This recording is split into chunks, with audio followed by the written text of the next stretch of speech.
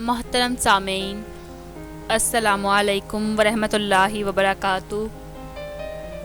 آج کی اس ویڈیو کا موضوع حضرت حذیفہ کی جاسوسی کا واقعہ ہے۔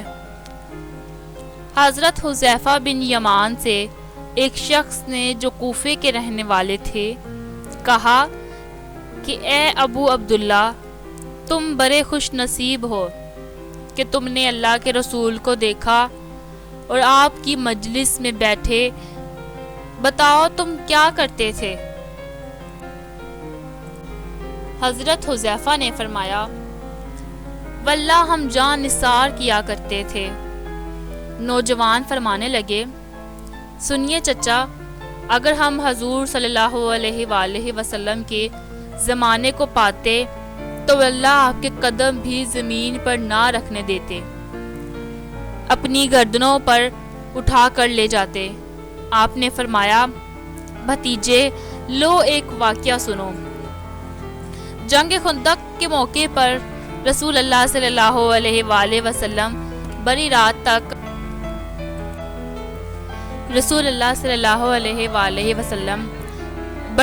تک نماز پڑھتے رہتے۔ فارغ ہو کر دریافت فرمایا کہ کوئی ہے جو جا کر لشکر کفار کی خبر لائے۔ اللہ کے نبی صلی اللہ علیہ وآلہ وسلم اس سے شرط کرتے ہیں کہ وہ جنت میں داخل ہوگا۔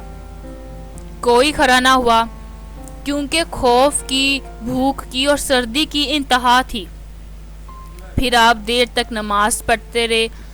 پھر فرمایا، ہے کوئی ہے جو جا کر یہ خبر لا دے کہ مخالفین نے کیا کیا؟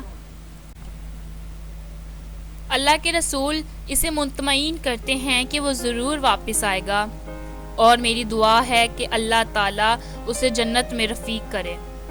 اب کہ بھی کوئی کھڑا نہ ہوا، اور کھڑا ہوتا کیسے؟ بھوک کے مارے پیٹ کمر سے لگ رہا تھا، سردی کے مارے دانت بج رہے تھے، خوف کے مارے پتے پانی ہو رہے تھے۔ بالآخر میرا نام لے کر رسول اللہ نے آواز دی۔ اب تو کھڑے ہوئے بغیر چارہ نہ تھا۔ فرمانے لگے، حذیفہ تو جا اور دیکھ کہ اس وقت کیا کر رہے ہیں، دیکھ جب تک میرے پاس واپس نہ پہنچ جائیں کوئی نیا کام نہ کرنا۔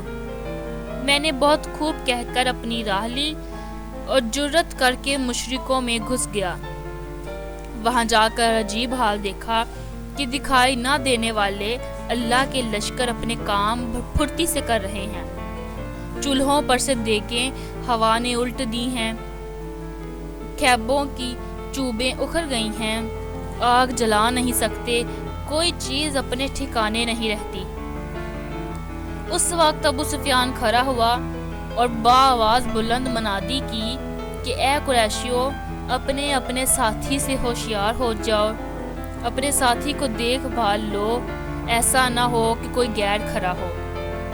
میں نے یہ سنتے ہی میرے پاس جو ایک قریشی جوان تھا اس کا ہاتھ پکڑ لیا اور اس سے پوچھا، تو کون ہے؟ اس نے کہا، میں فلاں بن فلاں ہوں۔ میں نے کہا، اب ہوشیار رہنا۔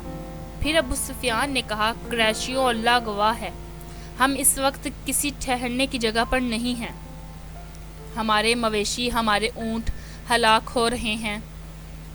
بنو قریظہ نے ہم سے وعدہ خلافی کی، اس نے ہمیں بڑی تکلیف پہنچائی، پھر اس ہوا نے ہمیں پریشان کر رکھا ہے، ہم پکا کر کھا نہیں سکتے، آگ تک نہیں جلا سکتے، خیمے ڈیرے ٹھہر نہیں سکتے۔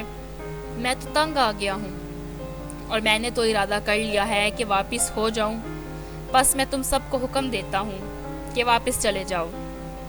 اتنا کہتے ہی اپنے اونٹ پر جو زانواں بندھوا ہوا تھا بیٹھا تھا چڑھ گیا، اور اسے مارا وہ 3 پاؤں سے ہی کھڑا ہو گیا۔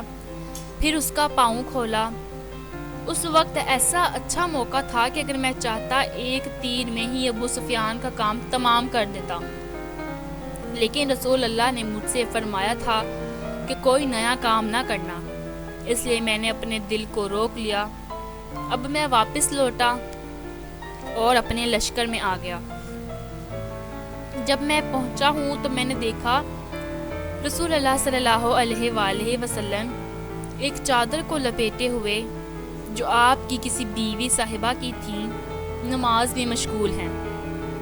آپ نے مجھے دیکھ کر اپنے دونوں پیروں کے درمیان بٹھا لیا اور چادر مجھے بھی اڑا دی، پھر رکوع و سجدہ کیا اور میں وہیں چادر اوڑے بیٹھا رہا۔